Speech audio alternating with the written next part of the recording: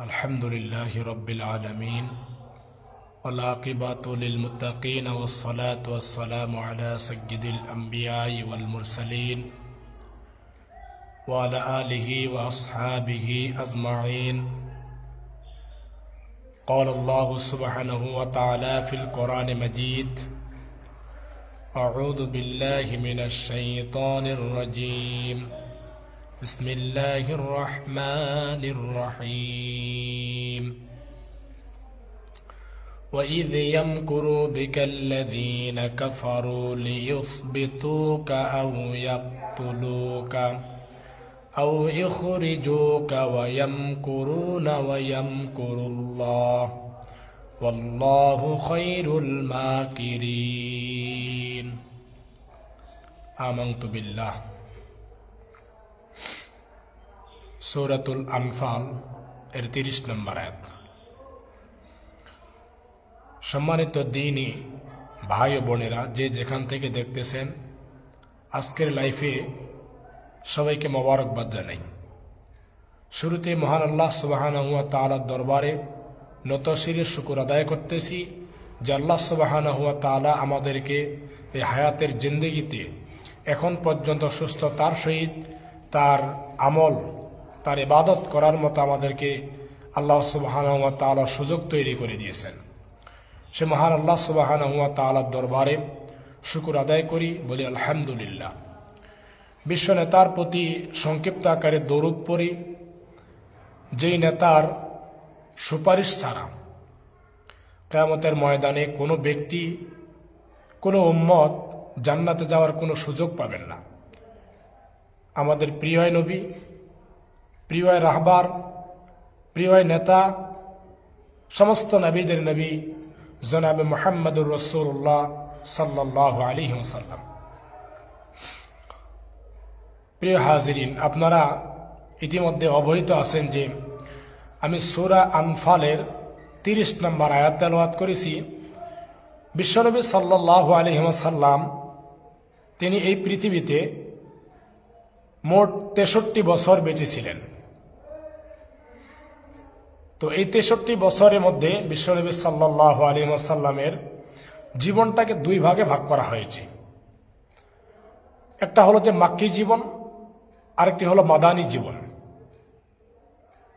তো কোরআনে কারীম আল্লাহ সুবহানাহু ওয়া তাআলা যে দিয়েছেন ৩০ পারা কোরআনে ১১৪টি সূরার মধ্যে কিছু সূরা হলো মাক্কি, কিছু মাদানী। কোরআনটাকেও কিন্তু আল্লাহ সুবহানাহু ওয়া তাআলা দুই ভাগে ভাগ করেছেন। এক ভাগ হলো মাক্কি সূরা, আরেকটি ভাগ হলো মাদানী সূরা। তো নবীজির জীবনের সাথে আর তার কোরআনের সাথে হুবহুব কিন্তু পার্থক্য রয়েছে, মিল রয়েছে। কারণ নবীজির জীবনও দুই ভাগে ভাগ করা হয়েছে। আল্লাহ সুবহানাহু ওয়া তাআলা কোরআনে কারীমকেও কিন্তু দুই ভাগে ভাগ করেছেন। তো সম্মানিত হাজিরিন, বিশ্বনবী সাল্লাল্লাহু আলাইহি ওয়াসাল্লাম ৪০ বছর পর্যন্ত তিনি কোনো নবুয়ত পাননি। ৪০ যখন হয়েছে তখন তার কাছে কোরআনে কারীমে আয়াত নাজিল হওয়া শুরু হলো। তিনি নবী হিসাবে পরিচয় বহন করা শুরু করলেন। তো বিশ্বনবী ৪০ বছর পরে কোরআন নাজিল হওয়া শুরু হলো। এক এক করে কোরআনে কারীমের বিধান, আয়াত, সূরা, এরপরে পারা, রুকু, এভাবে কোরআনে কারীমের কিন্তু বিধানগুলো নাজিল হওয়া শুরু হলো। হালাল, হারাম, সত্য, মিথ্যা, নামাজ, রোজা, সঠিক, বেঠিক সব কিছু কিন্তু পর্যায়ক্রমে প্রয়োজন অনুযায়ী মা ফাররাতনা ফিল কিতাবি মিন শাই। আল্লাহ বলছে কোরআনে কারীমে আমি এমন একটি কিতাব দিয়েছি যেখানে মানুষের চলার জীবনের মধ্যে কোনো প্রকার অপূর্ণাঙ্গ নেই। অর্থাৎ মানুষের জীবনের চলতে গিয়ে যা কিছু প্রয়োজন আল্লাহ রাব্বুল আলামিন কোরআনে কারীমে সকল কিছুকে লিপিবদ্ধ করেছেন। যখন যেটা প্রয়োজন হয়েছে, প্রয়োজন অনুসারে আল্লাহ সুবহানাহু ওয়া তাআলা কোরআনে কারীমে এই আয়াতগুলো নাজিল করেছেন। তো সম্মানিত হাজিরিন, মহান আল্লাহ সুবহানাহু ওয়া তাআলা ৩০ পারা কোরআনে কারীমটাকে কিছু করলেন মাক্কি, কিছু হলো মাদানী। তো 1 থেকে 40 বছর বয়স পর্যন্ত বিশ্বনবীর কাছে নবুয়ত আসেনি। 40-এ যখন নবুয়ত আসা শুরু হলো, পর্যায়ক্রমে বিশ্বনবী মোটামুটি 41, 42, 43 এই 3 বছর কিন্তু তিনি গোপনে ইসলাম প্রচার করেছিলেন। অর্থাৎ এমন সময়ে আল্লাহ সুবহানাহু ওয়া তাআলা কোরআন নাজিল করলেন যে সময়ের তখনকার জামানার জিন্দেগিটা ছিল জাহিলি জিন্দেগি, এবং সেটা একটা অন্ধকারের যুগ, যেখানে আল্লাহর পরিচয় কেউ জানে না এবং আল্লাহ একজন আছেন এটা কেউ জানে না। তারা যেভাবে মন সেভাবে তাদের জীবন পরিচালনা করতেন।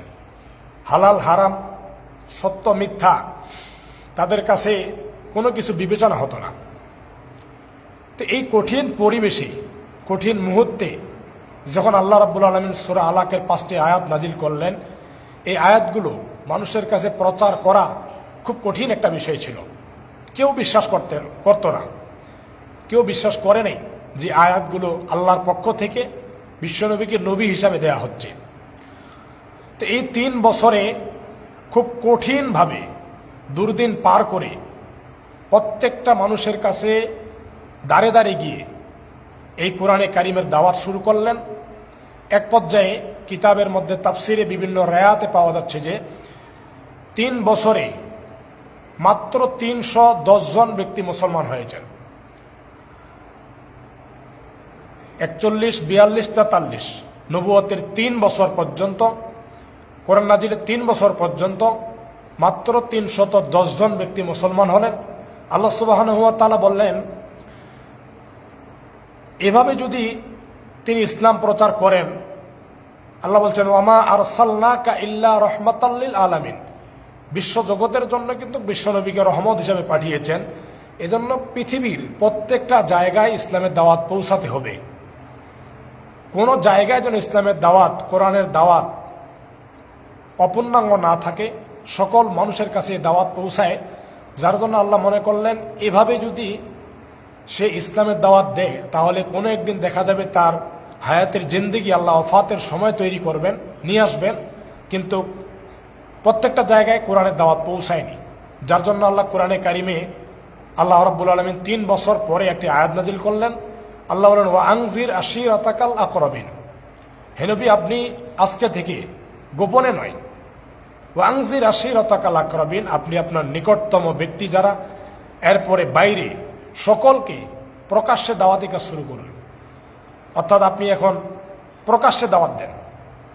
এই ইসলামের দাওয়াতটা আর গোপনে দেওয়া যাবে না, আপনি প্রকাশ্যে দাওয়াত শুরু করেন। সম্মানিত হাজিরিন, বর্তমান জামানায় প্রকাশ্যে দাওয়াত দিতে গেলে বিভিন্ন প্রযুক্তি রয়েছে, কিন্তু সেই সময়ে কোনো প্রযুক্তি ছিল না। তো একটি সিস্টেম সেই সময়ে ছিল, যেটি হলো যে কেউ কোনো বিপদে পড়লে তখন দেখা যেত যে পাহাড়ের মধ্যে দাঁড়িয়ে লাল ফ্ল্যাগ তুলে দিতেন। এই লাল ফ্ল্যাগ তোলার পরে যত মানুষ দেখত সবাই সেখানে গিয়ে হাজির হতো, যে কেউ জানি বা কে বা কাহারা বিপদের মধ্যে পড়েছে। তো বিশ্বনবী সেই নিয়মটি অনুসরণ করে তিনি কিন্তু সাফা পাহাড়ের মধ্যে গেলেন। এই সাফা পাহাড়ের মধ্যে গিয়ে তিনি লাল একটি ফ্ল্যাগ তুলে দিলেন। এটি কিন্তু নবুয়তের 3য় বছর, অর্থাৎ নবীজির বয়স 43। লাল ফ্ল্যাগ তুলে দেওয়ার পরে আশেপাশে যত মানুষ এই লাল ফ্ল্যাগ দেখল, সাথে সাথে তারা কিন্তু তার কাছে গিয়ে হাজির হল। তো বিশ্বনবী সাল্লাল্লাহু আলাইহি ওয়াসাল্লাম সমস্ত মানুষ আসার পরে তাদেরকে ডাক দিয়ে বললেন, ও আমার এলাকার বাবারা, দাদারা, চাচারা, আত্মীয় স্বজনেরা, পাড়া প্রতিবেশী, যে যেখান থেকে এসেছ, আমি বিশ্বনবী, আমি যদি তোমাদেরকে বলি যে পাহাড়ের অপর প্রান্তে একদল সৈন্যবাহিনী অপেক্ষা করতেছে, কিছুক্ষণ পরেই তোমাদেরকে আক্রমণ করবে, এটাকে তোমরা বিশ্বাস করো?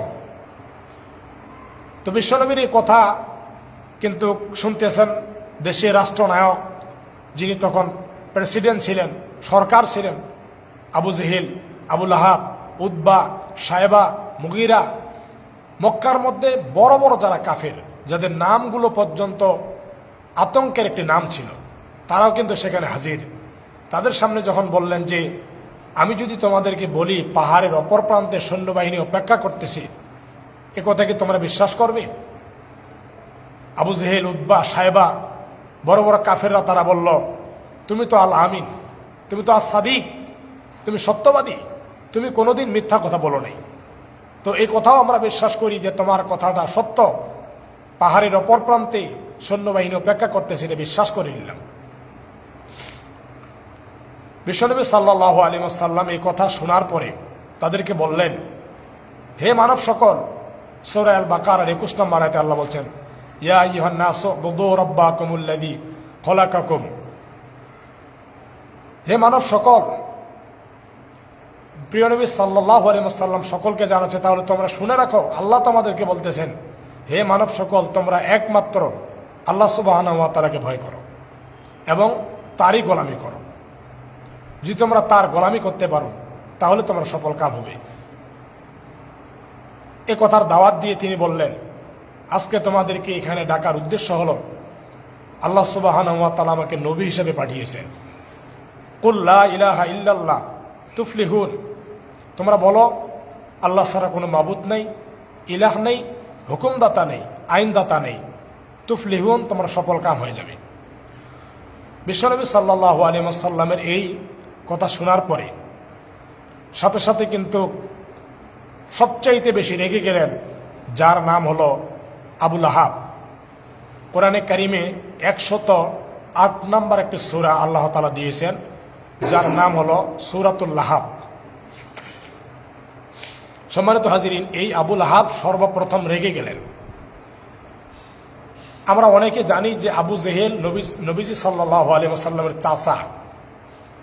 তো আবু জেহেলকে যারা নবীজির চাচা হিসেবে চিনেন তারা মনে রাখবেন যে আবু জেহেল যার নাম ছিল, তিনি কিন্তু নবীজির গ্রামের চাচা ছিলেন, অর্থাৎ গ্রামের যে আরো আনুষঙ্গিক চাচারা থাকেন, এরকম পরিচয় হলো আবু জেহেলের। কোরআনে কারিমে সূরাতুল লাহাব যে সূরাটি আল্লাহ দিয়েছেন, যার নামে কাফেরের নামে একটি শুধু সূরা আল্লাহ দিয়েছেন নাম উল্লেখ করে, এই লাহাব সূরাটা। তো সেখানে কিন্তু যার নামে সূরা নাজিল করেছেন এই ব্যক্তিটা রসুলের নিজের চাচা, যেটাকে রক্তের চাচা বলা হয়, তার বাবার ভাই। তো আবু লাহাব তিনি হলেন রক্তের চাচা, আর আবু জেহেল হলেন এলাকার চাচা। তো আবু লাহাব কিন্তু রক্তের চাচা, তখনকার তিনি প্রেসিডেন্ট। তিনি কিন্তু সাথে সাথে রেগে গেলেন যে মুহাম্মদ সাল্লাল্লাহু আলাইহি ওয়াসাল্লাম, তোমার কি কোনো আলামিন, তোমার কি কোনো কাজ নাই? আজকে এই দুপুর সময়ে তুমি আমাদেরকে ডেকে এই সমস্ত বানোয়াট মিথ্যা কথাগুলো শোনাবা, তার জন্য আমাদেরকে ডেকেছ? সম্মানিত হাজিরিন, সবচেয়ে বড় বিষয় হলো যে আবু লাহাব রেগে গিয়ে সর্বপ্রথম পাথর হাতে নিলেন, ডান হাতের মধ্যে পাথর নিলেন। এই পাথরটি নিয়ে সাথে সাথে বিশ্বনবীর চেহারার দিকে ছুঁড়ে মারলেন আর বললেন, তাব্বাত লাকা ইয়া মুহাম্মদ, ধ্বংস হও তুমি মুহাম্মদ, ধ্বংস হও, তুমি এজন্য কি আমাদের ডেকেছ? সম্মানিত হাজিরিন, যখন নিজের চাচা আবু লাহাব রক্তের চাচা হয়ে পাথর নিক্ষেপ করেন বিশ্বনবীর গায়ে, তখন এলাকার যারা গণ্যমান্য ব্যক্তি আছেন, এলাকার যারা একটু দূরের আত্মীয়, তারা তো আর কেউ দেখে থাকবে না, সবাই পাথর নিলেন। পর্যায়ক্রমে পাথর হাতে নিয়ে বিশ্বনবীর চেহারার দিকে, শরীরের দিকে সকলে নিক্ষেপ শুরু করলেন। 310 জন ব্যক্তি ইতিমধ্যে মুসলমান হয়েছে, এই কথা বলেছিলাম। তাদের কাছে খবর পৌঁছালো সাফা পাহাড়ের উপরে বিশ্বনবী কালেমার দাওয়াত দিচ্ছেন, কাফেরগুলো মেনে না নিয়ে তাকে পাথর নিক্ষেপ করেছেন, বিশ্বনবীর শরীর থেকে রক্ত পড়তেছে। এই কঠিন পরিবেশে, কঠিন সময়ে সর্বপ্রথম বিশ্বনবীকে বাঁচার জন্য নিজের জানকে বিলীন করে সবার সামনে এসে হাজির হলেন একজন সাহাবী, তিনি হলেন আবু হালা। তাফসীরের মধ্যে তার নাম এসেছে, তার নাম হলো আবু হালা। এই আবু হালার ব্যাপারে ইসলাম গ্রহণের যে ইতিহাস, যেদিন বিশ্বনবীকে রক্তাক্ত করা হয় সেই সাফা পাহাড়ে, তার 2 দিন আগে আবু হালা ইসলাম গ্রহণ করেছেন। মানে আবু হালার ইসলাম গ্রহণের বয়স মাত্র 2 দিন। 2 দিন পরেই বিশ্বনবীকে আঘাত করা হচ্ছে। আবু হালা গিয়ে বিশ্বনবীর সামনে দাঁড়িয়ে সমস্ত কাফির মুশরিকদের উদ্দেশ্য করে বললেন, তোমাদের যত মারা প্রয়োজন হয় আমি আবু হালার গায়ে মারো, কত ইট পাথর মারবে আবু হালাকে মারো, কিন্তু বিশ্বনবীর শরীরে আর একটি ইট পাথর নিক্ষেপ করবে না। সম্মানিত হাজিরিন, একাধারে সমস্ত কাফেরগুলোর পাথর নিক্ষেপে আবু হালার শরীরে বিক্ষিপ্ত অঙ্গ পতঙ্গ থেকে বিভিন্ন জায়গা ছিদ্র হয়ে রক্ত পড়া শুরু হলো। সর্বশেষ একটি পাথর আবু হালার কপালের মধ্যে এসে কপালে ফেটে ভিতরের মধ্যে প্রবেশ করল। বাকি সাহাবায়ে কেরাম হাজির হলেন। সেখান থেকে কোনো মতে বিশ্বনবী সাল্লাল্লাহু আলাইহি ওয়াসাল্লাম এবং আবু হালা রাদিয়াল্লাহু তাআলা আনহু দুইজনকে মুক্ত করা হলো। এই দুইজনকে মুক্ত করেই দেখা গেল কিছুক্ষণ বিশ্বনবীর খেদমত করার পরে নবীজি সাল্লাল্লাহু আলাইহি ওয়াসাল্লাম তিনি কিন্তু সুস্থতায় ফিরলেন, কিন্তু আবু হালা প্রচণ্ড আঘাতের কারণে সুস্থ হচ্ছেন না। শেষ পর্যন্ত চোখ মেলে যখন তাকালেন, নবীজি সাল্লাল্লাহু আলাইহি ওয়াসাল্লাম আবু হালাকে তার উরুর উপরে নিলেন, যেটাকে সরু বলা হয়, উরুর উপরে তাকে নিয়ে মাথা নিলেন এবং আবু হালার শারীরিক বিষয়ে যখন জিজ্ঞাসা করলেন, আবু হালা বললেন, ইয়া রাসূলুল্লাহ, দীর্ঘদিন ইসলামের বিপক্ষে ছিলাম, ইসলাম গ্রহণ করতে পারি নাই ভয়ে, তো 2 দিন হয়েছে মাত্র ইসলাম ধর্ম গ্রহণ করেছি, মনে করেছিলাম দীর্ঘদিন ইসলাম গ্রহণ থেকে দূরে সরে ইসলামের যে ক্ষতি করেছি তার চাইতে বেশি সময় ইসলামের পক্ষে থেকে সেই গুনাহগুলো মোচন করব। কিন্তু ইয়া রাসূলুল্লাহ, কেন জানি আমার মনে হচ্ছে আজকে যত ব্যথা পেয়েছি মনে হয় না আমি আর বাঁচব, ইতিমধ্যে আমার নাকের মধ্যে জান্নাতের ঘ্রাণ পাচ্ছি। সুবহানাল্লাহি বিহামদি। বিশ্বনবী সাল্লাল্লাহু আলাইহি ওয়াসাল্লাম তাকে নসিহত করলেন। ইতিমধ্যে দেখা গেল কিছুক্ষণ পরে আবু হালা শাহাদাত বরণ করলেন। মাত্র 2 দিন বয়স ইসলাম ধর্ম গ্রহণ করেছেন। ইসলামের প্রথম শহীদ আবু হালা কাফের মুশরিকের পাথরের আঘাতে কপাল থেকে বিক্ষিপ্ত অবস্থায় মাথার ভিতরে পাথর নিক্ষেপ হয়, তিনি শাহাদাত বরণ করলেন।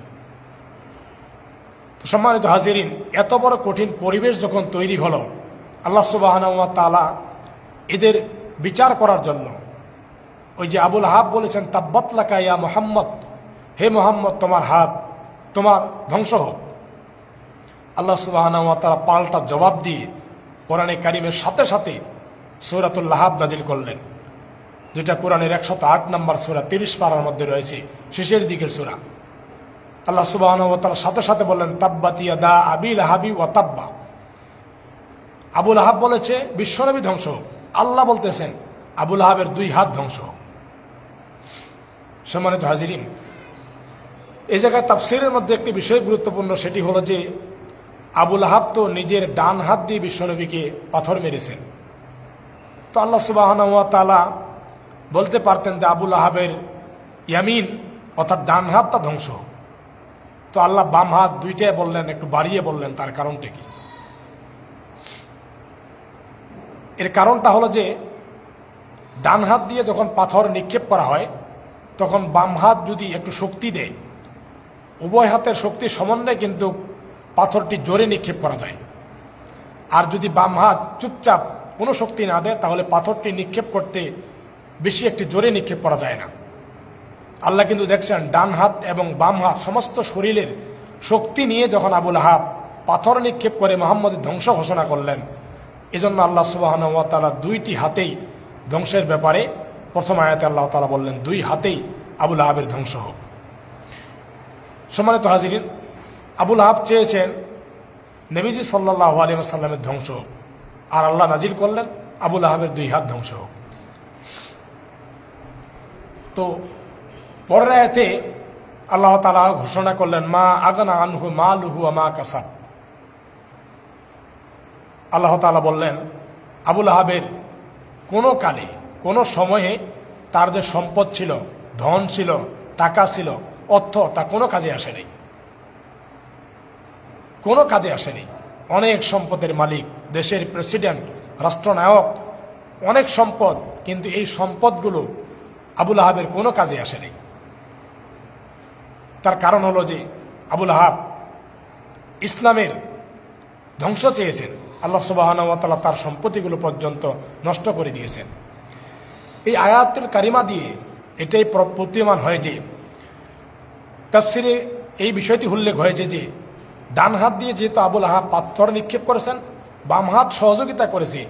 এই ডান হাতটা হলো প্রকৃতপক্ষে ইসলামের বিরুদ্ধে একেবারে ডাইরেক্ট, যারা ইসলামের বিরোধিতা করে এরা হলো ডান হাত।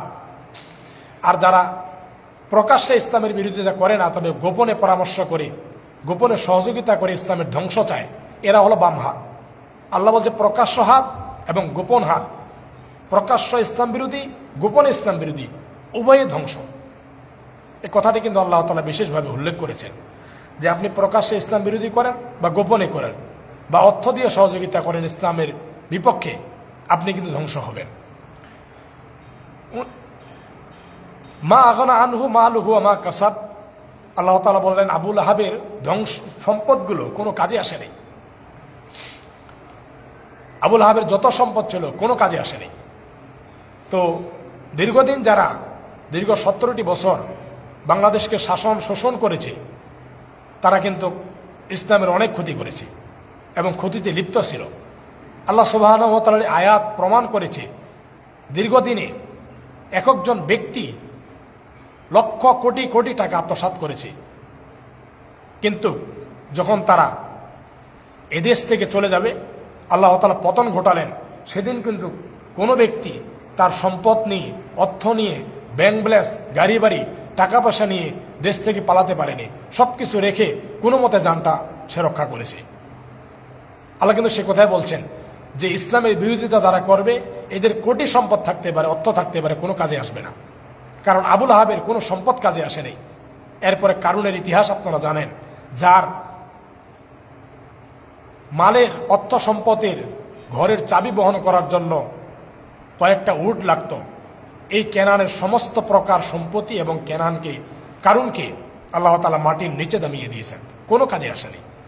ইসলামের ইতিহাসে অনেক ইতিহাস পাওয়া যায়,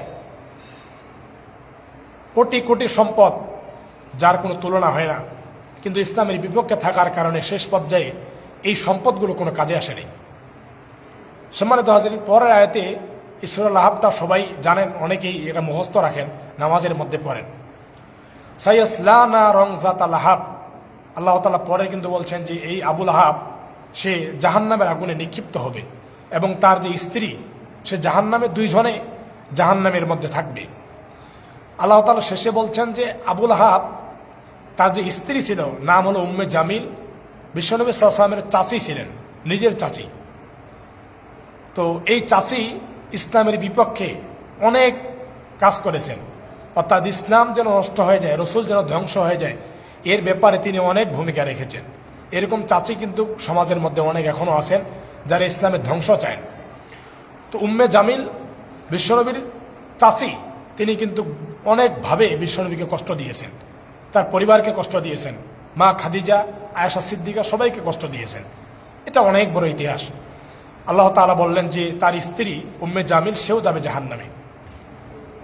ও আমরা আতুহু হাম্মালাতাল হাতাব ফি জিদিহা হাবলুম মিন মাসাদ, আল্লাহ বলছে যে সে নিজের গলায় নিজেই রশি দিয়ে দুনিয়া থেকে বিদায় হবে।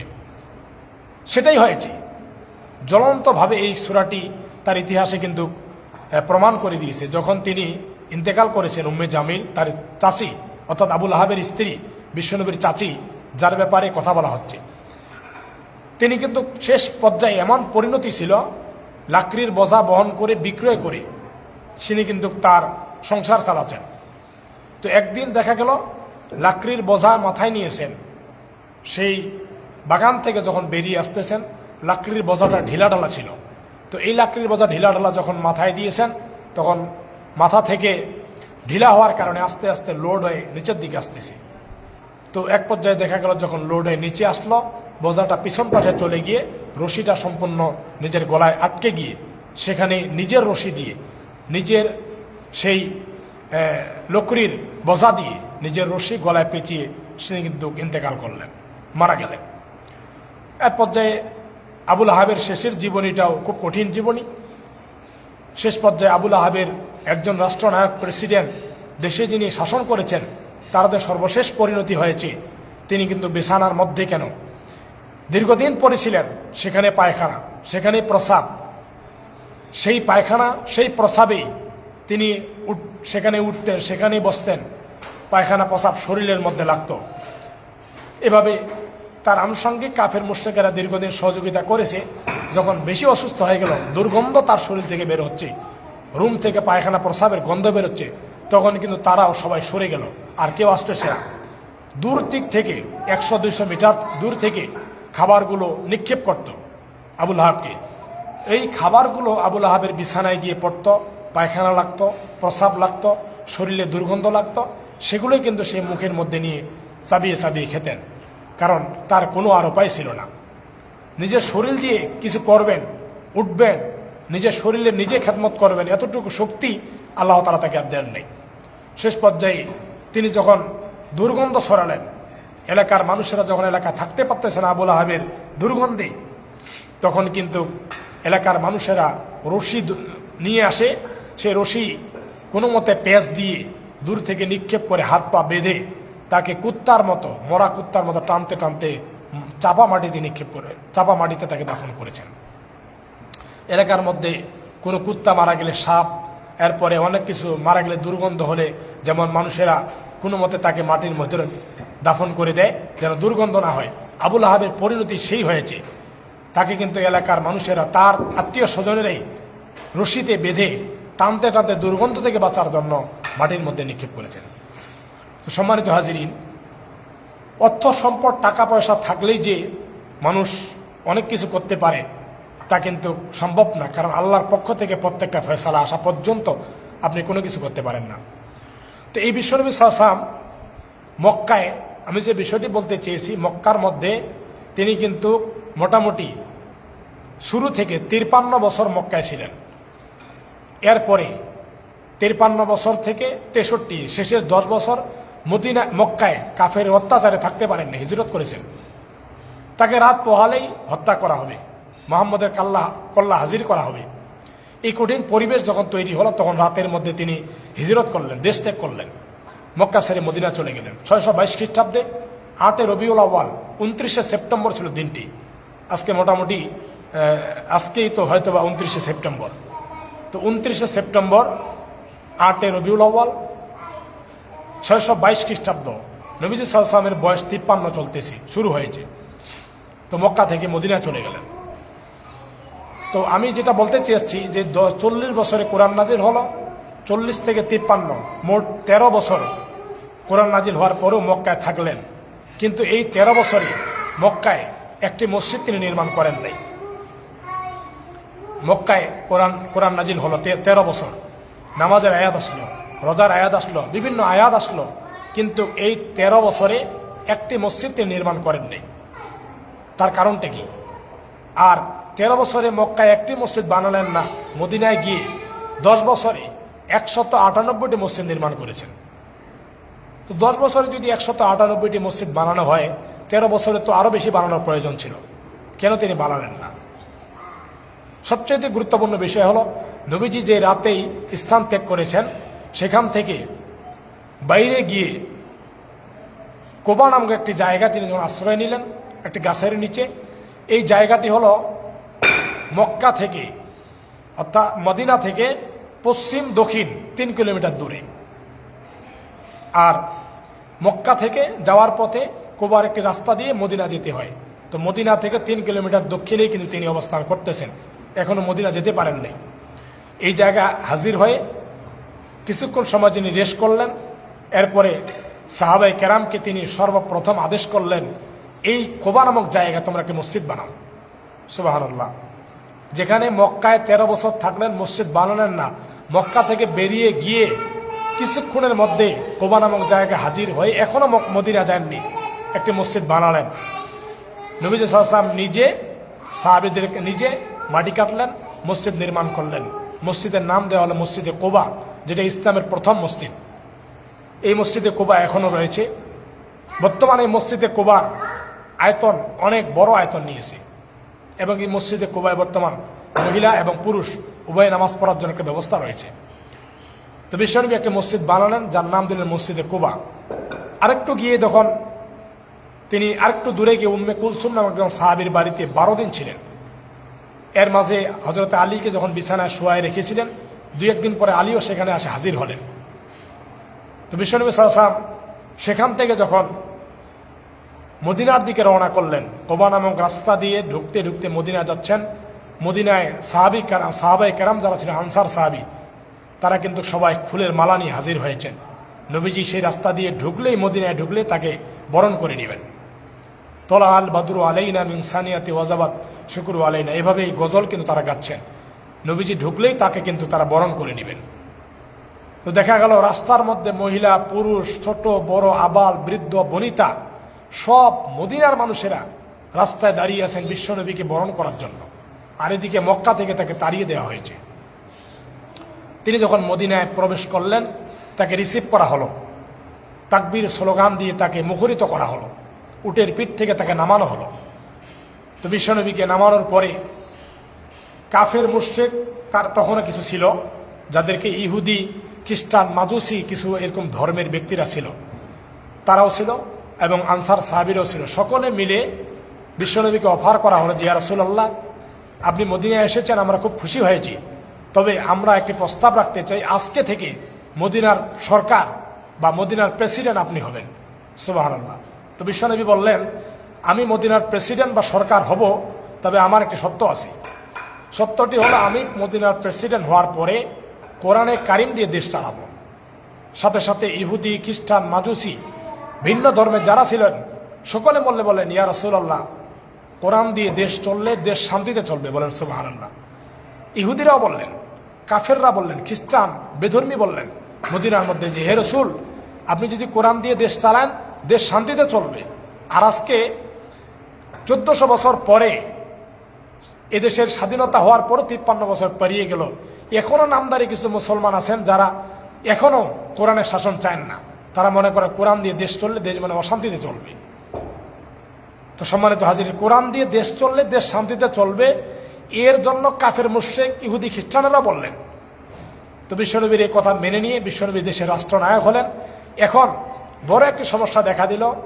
সমস্ত আনসার সাহাবীগুলো বললেন, ইয়া রাসূলুল্লাহ, আপনি আমার বাসায় চলেন, মেহমান এসেছেন, সবাই চাচ্ছেন আমার বাসায় আসুন। তো বিশ্বনবী একটা সমস্যায় পড়ে গেলেন। একজন সাহাবীর বাড়িতে যদি তিনি গিয়ে উঠেন, বাকি সাহাবীরা একটু রাগ করবেন যে হুজুর আমার বাসায় আসলেন না, মন খারাপ করেছেন। তো এই কঠিন একটা পরিবেশ দেখা দিল, কার বাসায় যাবেন? মদিনার মধ্যে মেহমান এসেছেন, বিশ্বনবী সমস্ত সাহাবীগুলো হাত টানতেছেন যে হুজুর আমার বাসায় আসেন। তো বিশ্বনবী সমস্ত সাহাবায়ে কেরামকে বললেন যে তোমরা শুনো, আমার এই কাসওয়া নামক উটটি, এই উটের উপরে আমি চড়ব, আর এই কাসওয়া নামক উটের রশি খুলে দেওয়া হবে, কেউ রশি ধরবে না, লাগাম ধরবে না, আমার উটকে ছেড়ে দেওয়া হবে, এই উটটির উপরে আমি বসা থাকব। উটটি যেতে যেতে যেই জায়গায় গিয়ে উটটি বসে পড়বে, ওই জায়গায় আমি দেখব পাশে যে সাহাবীর বাসা, ওই সাহাবীর বাসা আমি বিশ্বনবী উঠব। সুবহানাল্লাহ। সমস্ত সাহাবীরা মেনে নিলেন। রসুলকে কাসওয়া নামক উটের পিঠে চড়িয়ে দেওয়া হলো, এরপর উটের লাগাম ছেড়ে দেওয়া হলো, বিশ্বনবীর উটটি শুরু করলেন যাওয়া। সমস্ত সাহাবীরা তাকিয়ে আছেন কার বাসার সাথে পাশে গিয়ে বসে, সবাই আতঙ্কের মধ্যে আছেন কার বাসায় যাচ্ছেন। দেখা গেল যেতে যেতে বনু সালেম গোত্র, এই বনু সালেম গোত্রের পাশে একটি জায়গার মধ্যে এই উটটি গিয়ে বসে পড়ল। সুবহানাল্লাহ। এই উটটি যে জায়গায় বসে পড়ল, সেখান থেকে দেখা গেল পাশে যে সাহাবীর বাসা, সেই সাহাবীর নাম হলো বিশিষ্ট একজন সাহাবী, যার নাম হলেন আবু আইয়ুব আনসারী। সুবহানাল্লাহ। এই সাহাবীর পাশেই বাসা। তো সবাই মেনে নিলেন, যেহেতু রসুলের কথাটি সবাই মেনে নিয়েছেন, উটের পিঠ থেকে নামানো হলো, এই আবু আইয়ুব আনসারীর বাড়িতে তাকে রিসিভ করা হলো। বিশ্বনবী সাল্লাল্লাহু আলাইহি ওয়াসাল্লাম দেখলেন যে আবু আইয়ুব আনসারীর বাড়ি ছিলেন দোতলা বিশিষ্ট, 2 তালা। তো আবু আইয়ুব আনসারী যখনই দেখলেন নবীজি আমার বাসায় আসবেন, আবু আইয়ুব আনসারী এবং তার স্ত্রী মিলে উপরের তালা থাকতেন। তো সাথে সাথে স্ত্রীকে বললেন যে স্ত্রী উপরে থেকে যত আমাদের মাল সামানা আছে, কাপড় চোপড় যা কিছু আছে সব টেনে নাও, আজকে কিন্তু আমার বাড়িতে বিশিষ্ট একজন ব্যক্তি আমাদের নবী এসেছেন, তিনি কিন্তু উপরের তালা থাকবেন, আমি নিচতলা থাকবো। সুবহানাল্লাহ। নবীজিকে তার প্রিয় যে ঘরটি ছিলেন সেটা তাকে দিয়ে দিবেন। আবু আইয়ুব আনসারীর স্ত্রী সবকিছু বের করা শুরু করলেন। নবীজি যখন তাকে দ্বিতীয় তলা নিয়ে যাওয়া হচ্ছে, বিশ্বনবী বললেন, কোথায় নিয়ে যাওয়া হচ্ছে? বললেন, ইয়া রাসূলুল্লাহ, আমি তো দ্বিতীয় তলা থাকতাম, পছন্দের ঘরটিতে আপনি থাকবেন, আজকে থেকে আমি নিচতলায় থাকবো। রাসূল বলেন, না আবু আইয়ুব আনসারী, আমি দ্বিতীয় তলা থাকবো না। তার কারণ হলো, আজকে আমি দেশের রাষ্ট্রনায়ক, আমি উপরের তলা থাকবো, আর আমার সাহাবীরা বিভিন্ন জায়গা থেকে কালকে আসবে, দূর থেকে, যে মদিনায় বিশ্বনবী এসেছেন, সাক্ষাতে যখন দেখবেন যে নবীজি এখন উপরের তলায় থাকতেছেন, তখন অনেকে মন খারাপ করবেন। আমি রাসূল তো সুখের জন্য আসি নাই।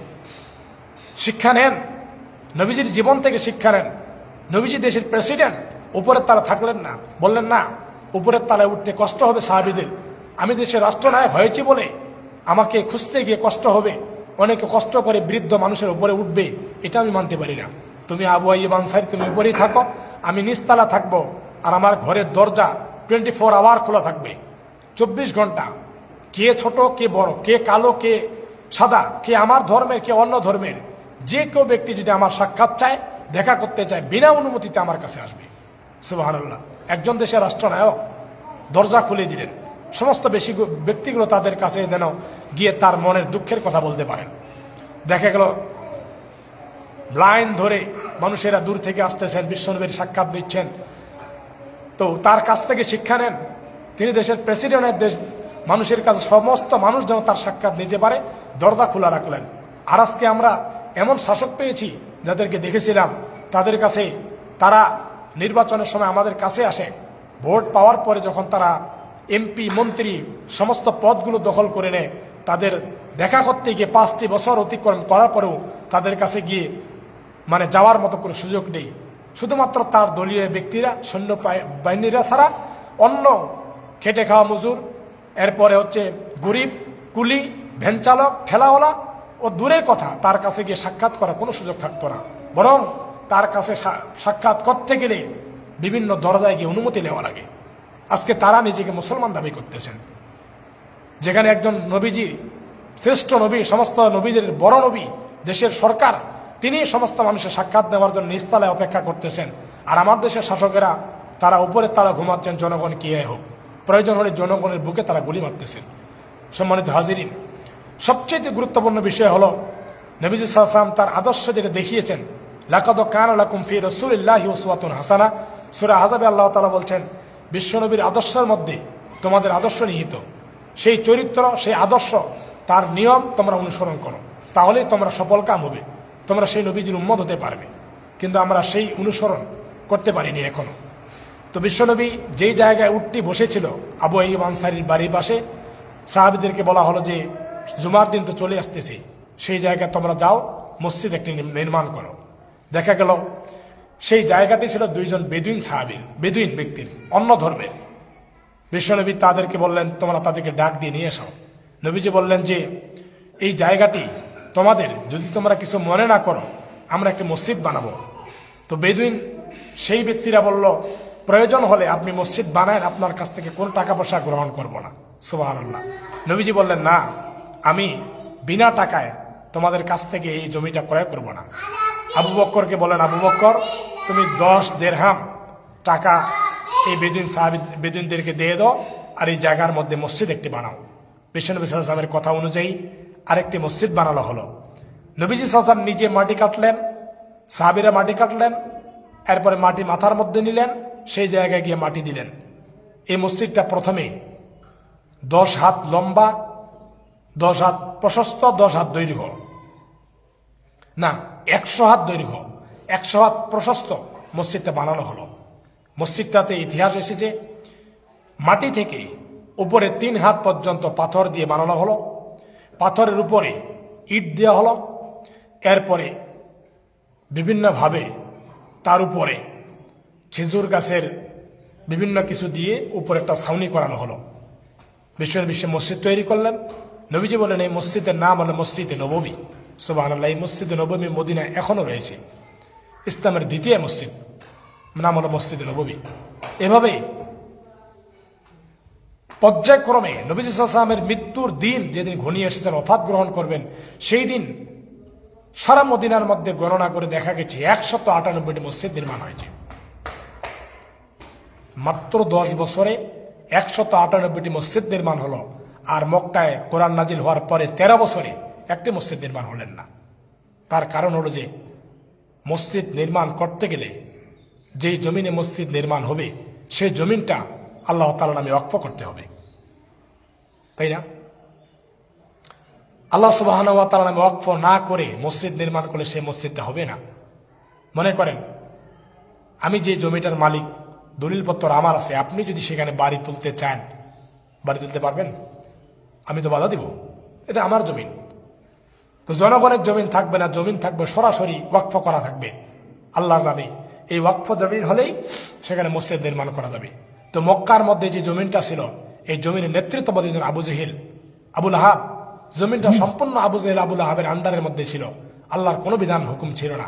সেই জমিনটাকে আল্লাহকে দিতেই পারেনি। জমিনেই তো ইসলাম কায়েম করতে পারেনি। জমিনে ইসলাম কায়েম না হলে, জমিন আল্লাহকে ওয়াকফ না করা পর্যন্ত মসজিদ বানিয়ে মসজিদের কোনো ভ্যালু থাকে না। তার কারণ হলো বাংলাদেশও 3.5 লক্ষ 4 লক্ষ মসজিদ, জমিনটা আল্লাহর অনুমতি অনুযায়ী, কথা অনুযায়ী না চলার কারণে, শাসকগুলো ইসলাম বিরোধী হওয়ার কারণে 3.5 লক্ষ 4 লক্ষ মসজিদ হওয়ার পরেও এই মসজিদগুলোর বর্তমান কোনো ভ্যালু নেই। তো মদিনায় যখন দেখলেন দেশের রাষ্ট্রনায়ক হলেন, জমিন আল্লাহকে দিয়ে দেওয়া হলো, আইন চলবে আল্লাহর, কোরআন দিয়ে শাসন হবে, সাথে সাথে জমিন যেহেতু আল্লাহর, এখন মসজিদ নির্মাণ করে, এখন মসজিদ কাজে আসবে। জমিনটাকে যতক্ষণ পর্যন্ত আল্লাহকে দিতে পারবেন না, ততক্ষণ পর্যন্ত এই জমিনের মধ্যে মসজিদ বানিয়ে সে মসজিদের কোনো ভ্যালু থাকবে না। কারণ মসজিদের ইমাম সাহেবকে সত্য দেওয়া হয়, এর বাইরে কথা বলা যাবে না। মসজিদে শুধু নামাজ হয়, বিচার ফয়সালা হয় না। মসজিদে কোরআন তেলাওয়াত ঠিকই হয়, ওই কোরআন দিয়ে সমাজে বিচার হয় না। মসজিদের ইমাম ভুল করলে তাকে বহিষ্কার করা হয়, দেশের নেতাগুলো চারটাইতে বড় ভুল করলে বহিষ্কার করা হয় না। তার কারণ হলো যে মসজিদ বানিয়ে আরো 100 কোটি মসজিদ যদি বাংলাদেশে বানানো হয়, তার কোনো ভ্যালু থাকবে না, কারণ জমিন এখনো জালেমের আন্ডারে। এই জন্য জমিনটাকে সর্বপ্রথম আল্লাহর আন্ডারে দিতে হবে, শাসকগুলোকে ইসলামের পক্ষের ব্যক্তি বানাতে হবে। আলা আলাহুল খলক ওয়াল আমর, সৃষ্টি যার, আইন চলবে তার। এই ব্যক্তিরা যদি ক্ষমতার মস্তদে বসতে পারে, জমিন যখন আল্লাহর আওতায় চলে যাবে, রাষ্ট্রীয়ভাবে কোরআনের আইন কানুন বিধান ফয়সালা হবে, নবীজির মদিনা রাষ্ট্র দেশের মধ্যে পরিচালনা করা হবে, তখন মসজিদ বানান, তখন মসজিদে ইমামের কথার ভ্যালু থাকবে।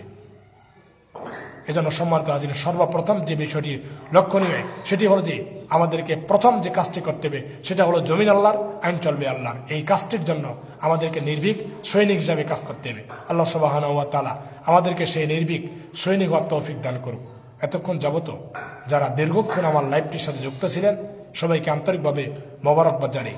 দীর্ঘক্ষণের লাইভে যুক্ত হওয়ার কারণে আপনাদের অনেক মূল্যবান সময় নষ্ট হয়েছে। আল্লাহ সুবহানাহু ওয়া তাআলা কিয়ামতের ময়দানে জাযা আমাদেরকে দান করবেন। এ বলে আমি আমার আজকের লাইভটি এখানে শেষ করতেছি। ভালো থাকবেন, সুস্থ থাকবেন, সবাইকে ধন্যবাদ, মোবারকবাদ। আমা তৌফিকি ইল্লা বিল্লাহ। আসসালামু আলাইকুম ওয়া রাহমাতুল্লাহ।